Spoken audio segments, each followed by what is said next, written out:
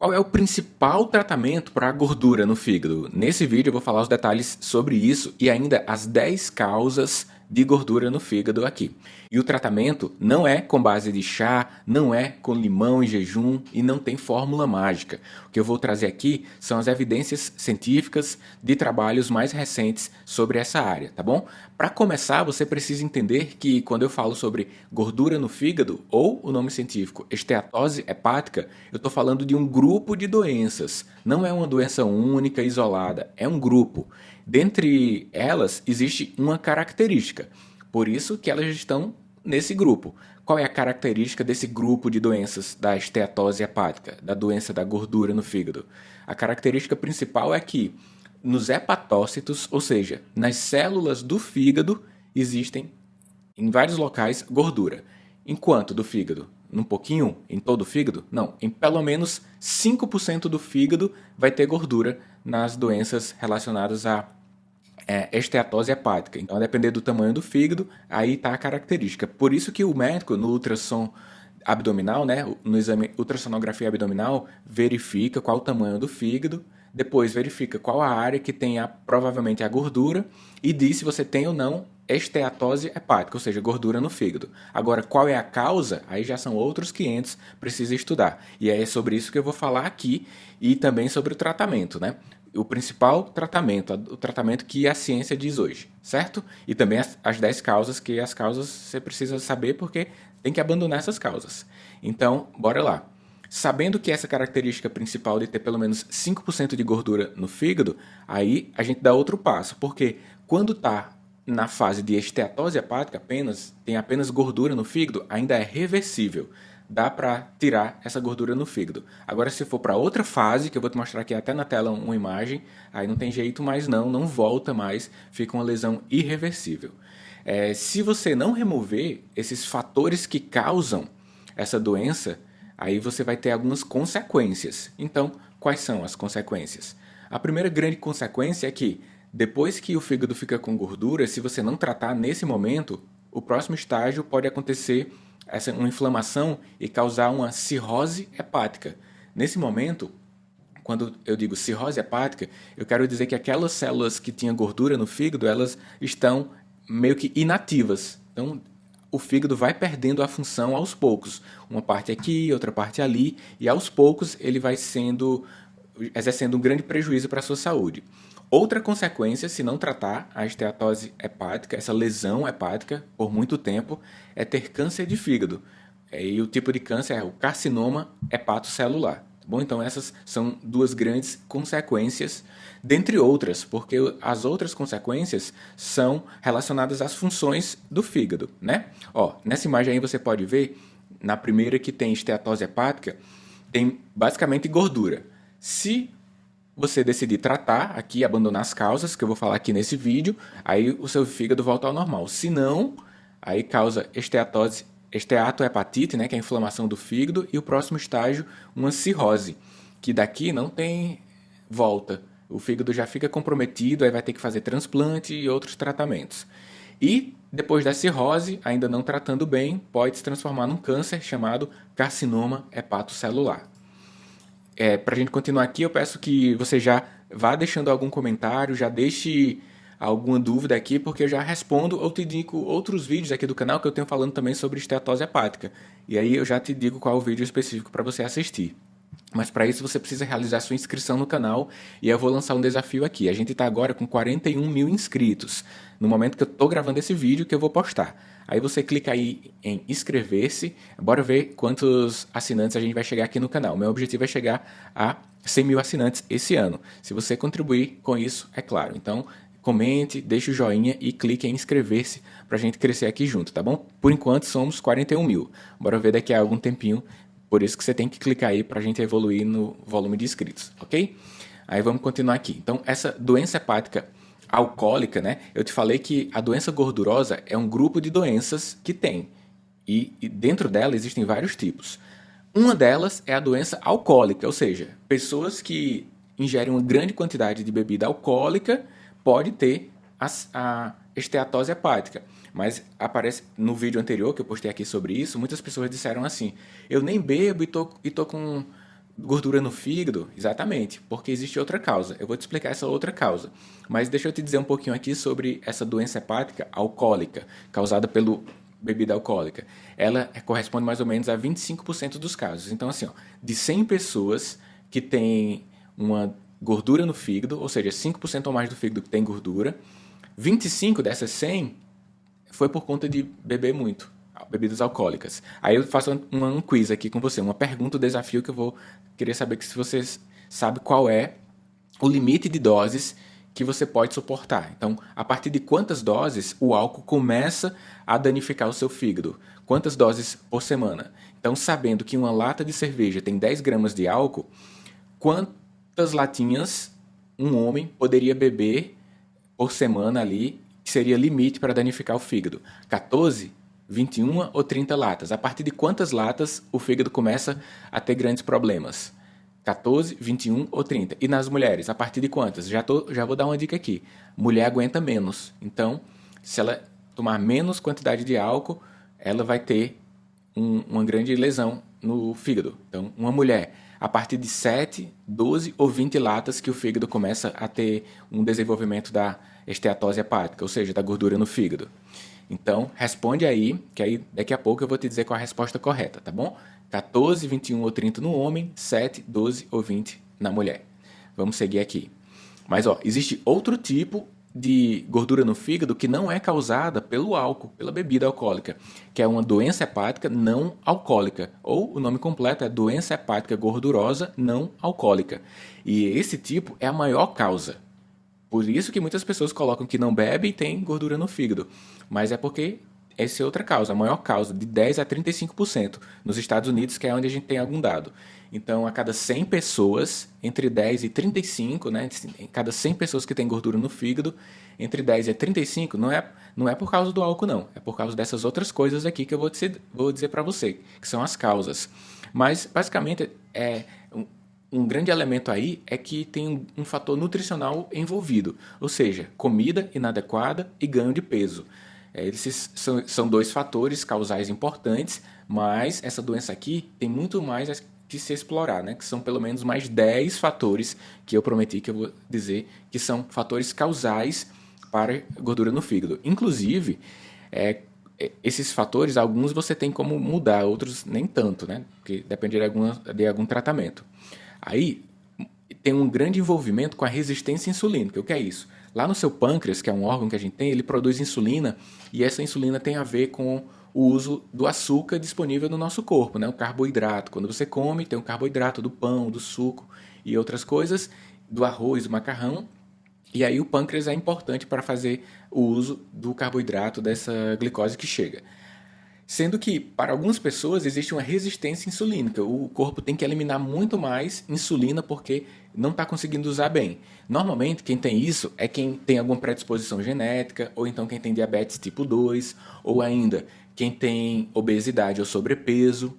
Então, quando você está acima do peso, sobrepeso ou obeso, aí tem essa resistência insulínica. Por conta dessa resistência insulínica e também pelo aumento do volume de açúcar na alimentação, aí acaba criando lá essa gordura no fígado, essa esteatose hepática devido a vários mecanismos. Só que tem uma curiosidade aqui, não é toda obesidade que está fortemente associada com a esteatose hepática, com a gordura no fígado. Qual é a obesidade que é mais perigosa, digamos assim? É quando a gordura é na região abdominal, que a gente chama de uma obesidade mais visceral. Ou seja, a maior parte da gordura que você está acima do peso, quando está concentrada ali na barriga, com grande volume abdominal, ali exerce um maior perigo, porque é uma doença que tem a ver com essa resistência insulínica e quando a gente aumenta o volume abdominal bastante, aí faz com que haja uma facilitação da ocorrência da doença de gordura no fígado. É uma curiosidade, isso aí.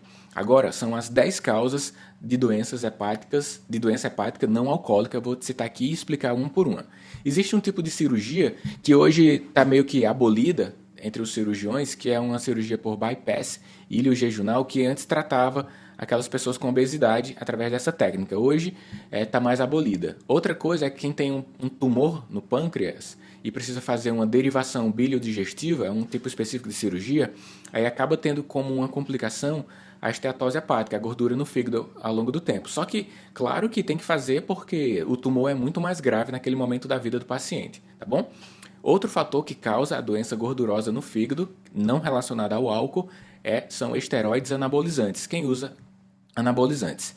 Alguns remédios também têm influência na ocorrência da gordura no fígado, como por exemplo a amiodarona, que é um remédio para controle do ritmo cardíaco, corticoide, estrogênio e tamoxifeno, que é para o tratamento do câncer de mama. Só que, lógico que o médico que vai prescrever isso, ele vai verificar o que é melhor, tomar esse remédio e ter o risco de ter a doença no fígado gordurosa no futuro, ou não tomar o remédio. Então, os médicos já sabem disso, já ficam atentos. Esses remédios só são prescritos quando o benefício de utilizá-los é bem maior do que o risco de ter gordura no fígado. Então, quando o médico prescrever, respeite a prescrição. Você pode até conversar com ele sobre isso, mas não tire esse remédio se você estiver usando hoje, tá bom? Não seja irresponsável assim com sua saúde. Você tem que fazer esse acordo com o médico para ver qual o risco e o benefício dele. Mas eles têm alguma relação para a ocorrência da gordura no fígado. Outra coisa são toxinas ambientais. Em alguns trabalhos onde as pessoas são expostas a toxinas, alguns tipos de indústrias, aí aquela toxina faz com que o fígado tenha a geração da esteatose hepática, ou seja, da gordura. Nutrição parenteral prolongada, aquelas pessoas que ficam internadas na UTI por semanas ou até meses, aí pode ter esse risco de esteatose hepática. A hepatite C também está associada, a síndrome dos ovários policísticos, que levam a que as mulheres aumentem de peso, tenham pelos aqui nessa região, e aí tem um tratamento específico. Eu vou colocar um vídeo sobre isso aqui no canal, mas é a SOP, né? Quem tem hipotiroidismo, sobretudo não tratado, tem o risco de ter a doença hepática não alcoólica, gordurosa. Quem tem apneia obstrutiva do sono também, aquela pessoa que fica acordando à noite, não consegue dormir direito, que dá uma parada na respiração. E também quem tem hipogonadismo, né, que nas gônadas, no homem, mulher, ovários e testículos produzem hormônios e se não estiver produzindo adequadamente, pode ser associado à geração de gordura no fígado. Então essas são as 10 causas e eu vou falar sobre o tratamento, mas basicamente a gente tem que considerar essas causas para tirar o que for possível dessas causas para que o fígado se recomponha. Mas existe o tratamento, eu já te falei que tem uma forte relação com a obesidade, então tem que falar sobre isso aqui. Vou te falar sobre o tratamento para eliminar essa gordura no fígado. O primeiro elemento é esse que eu citei, que é eliminar os fatores causais sempre que possíveis, né? Não vai tirar o remédio se o médico prescreveu, a não ser que tenha um acordo com ele. Mas o fato interessante é que a perda de peso progressiva tira mesmo, ajuda demais na remoção da gordura do fígado. E o interessante é que é uma perda progressiva. Eu vou te falar sobre qual é a diferença de perder peso muito rapidamente e perder aos poucos. Qual é o melhor? É rápido ou é aos poucos? Eu vou te falar e você vai ficar boca aberta com isso aqui.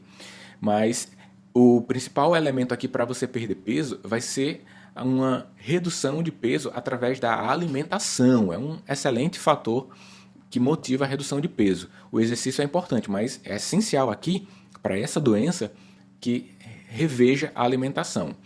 Se você consegue perder entre 7 e 10% do seu peso em um ano, é um ótimo passo que você dá, mas desde que seja uma perda progressiva. Por exemplo, essa semana perdeu alguns gramas, a próxima outros, ou outro mês, e vai perdendo até chegar no peso ideal para a sua altura.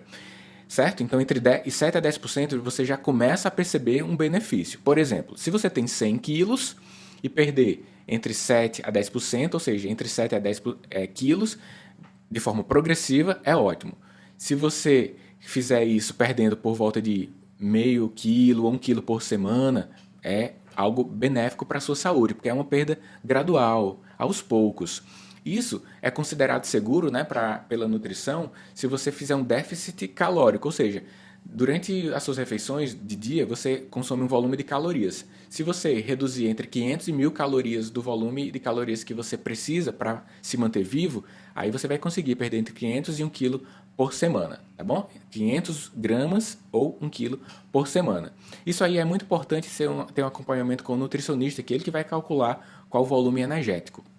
Agora, aquela pergunta que eu te fiz, é melhor perder rápido, tipo assim, em uma semana perder 5 quilos, ou perder os 5 quilos em 2, em 4 semanas? Qual é o melhor que você acha? A ciência diz o seguinte: quem perde aos poucos tem mais benefícios na redução da gordura no fígado do que quem perde rápido. Porque quem perde rápido, o corpo responde de uma forma com aumento da inflamação e aumento da fibrose hepática, que é piorar a saúde do fígado, a saúde como um todo. E ainda tem um efeito colateral, que é a superalimentação. Quando você restringe muito a sua alimentação para perder 5 quilos em uma semana, aí vem uma fome muito forte, aí é chamada superalimentação, aí você come muito depois. Então, por isso que o ideal é que seja perda gradual. Vai perdendo 500, que é meio quilo por semana, 1 quilo por semana, que aí já é saudável. E aí, quando os cientistas avaliaram qual o melhor benefício, essa perda gradual se tornou bem melhor. Então, é um insight importante, é importantíssimo.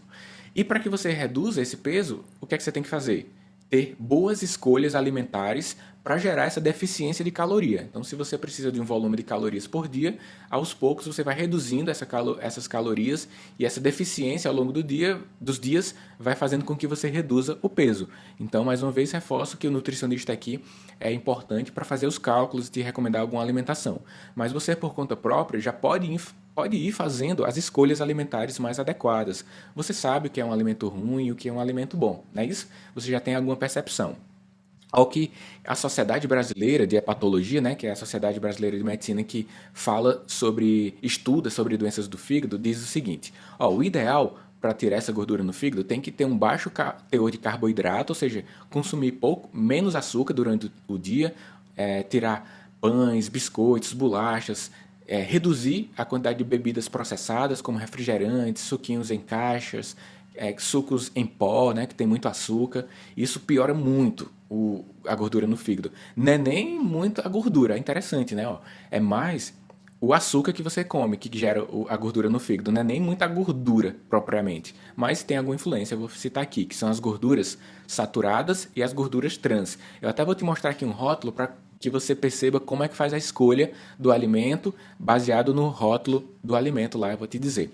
Só que, além dessas recomendações de menos carboidrato, que são menos açúcares, né? Menos refrigerantes, sucos e enlatados, essas coisas, e redução das gorduras trans, a dieta do Mediterrâneo também pode ser benéfica, segundo algumas sociedades médicas no mundo. Então, eu até vou buscar um livro em PDF para que você possa baixar, vou deixar na área de descrição, com a dieta, falando sobre a dieta do Mediterrâneo. Então, se eu encontrar um legal, dá uma olhada na área de descrição desse conteúdo aqui, que aí você já baixa para você saber mais sobre como é essa dieta do Mediterrâneo, tá bom? Ou então eu gravo outro vídeo, já dá uma olhada aí na descrição. Olha como é que você analisa um rótulo. Então, eu peguei aqui da doutora Flávia e ela te ajuda a escolher bons alimentos. Não tem que reduzir carboidrato e reduzir gordura trans e gordura saturada? Então você vai lá no rótulo e vê, ó, carboidrato. Só que cuidado, às vezes não tem esse nome. Pode ter xarope, pode ter glicose, glucose, ou nomes que são sinônimos. Então você tem que ver quanto de grama de carboidrato e quantos por cento do dia. Então aqui eu vou já pegar um refrigerante aqui para a gente analisar. Proteína, coisa boa, né? Aí aqui você tem que olhar a gordura saturada. Quanto menos, melhor. Gordura saturada e gordura trans, quanto menos, melhor. Beleza? O sódio também, mas já é para outras condições. Mas principalmente avalie carboidrato, gordura saturada e gordura trans. Quanto menos, melhor aí para o seu alimento ao longo do dia para perder peso. Vamos a esse exemplo aqui, ó. Esse aqui é de um refrigerante. Tem 33 gramas de açúcar, muito, né?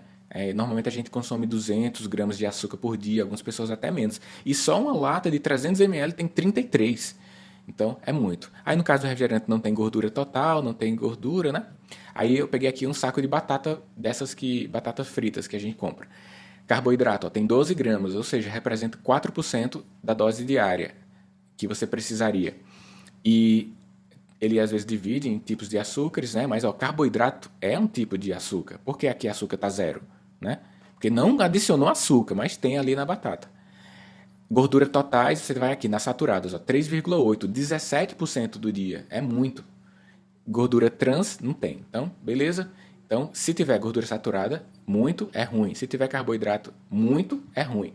Esses alimentos muito processados, todos têm muito. Então, abandonar é melhor.